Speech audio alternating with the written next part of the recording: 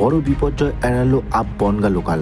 বারাসাত স্টেশনের অদূরে লাইনে পরপর পাথর রাখা। স্থানীয় বাসিন্দারা দেখতে পেয়ে লোকো মোটরম্যানকে জানান, ট্রেন দাঁড় করিয়ে পাথর সরানো হয়। এত পাথরে চাকা পড়লে ট্রেন বেলাইন হতে পারত। অল্পের জন্য বড়সড় দুর্ঘটনার হাত থেকে বাঁচল আপ বনগা লোকালের যাত্রীরা।